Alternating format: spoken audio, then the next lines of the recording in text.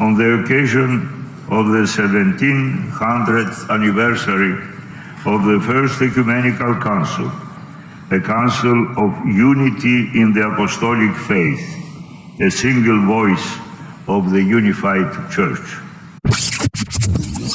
An Islamic cleric today during a visit to Istanbul's famous Blue Mosque. It was added to his itinerary, the Vatican says, as a sign of respect.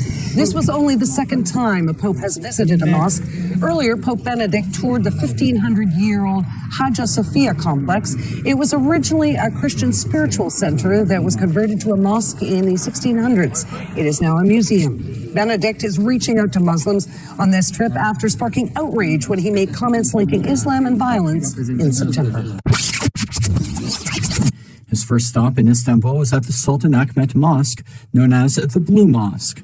As the Pope crossed the Great Porch and entered the mosque, he was greeted by the Grand Mufti. After a short tour, Pope Francis paused for a moment of prayer, as Benedict XVI did in 2006. At the end of his visit, conversing with his host, the Pope said twice, "We must worship God," adding, "We must not only praise and glorify Him, but we must also worship Him." During his trip to Turkey, the Pope had not planned to go to the Hagia Sophia, possibly as a gesture of prudence stemming from its history of being reconverted from a Christian temple to a Muslim one in 2020. He did, however, visit the Blue Mosque. There he spent about a half an hour. However, unlike Pope Benedict XVI and Pope Francis, Pope Leo refused to pray inside the mosque.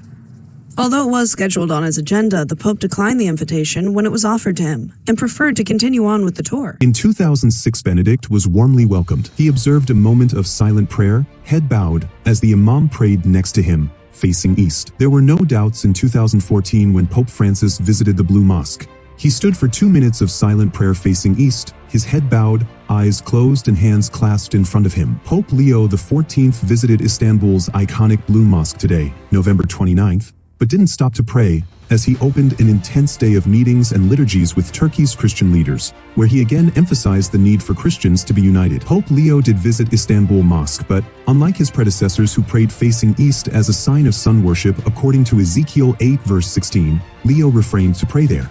He prayed with the spiritual leader of the world's Orthodox Christians, Patriarch Bartholomew, for the unity of Orthodox and Catholic. According to the prophecy the Turks expected as the outcome of the dealings with the Christian powers, that they would be dispossessed of Constantinople, that after that their capital would be Jerusalem. The Christian nations will remove their support towards Turkey under the Third Woe because they have to support the Universal Sunday Law under the papacy. Now the whole world will be facing east as a sign of homage to the Sunday Sabbath.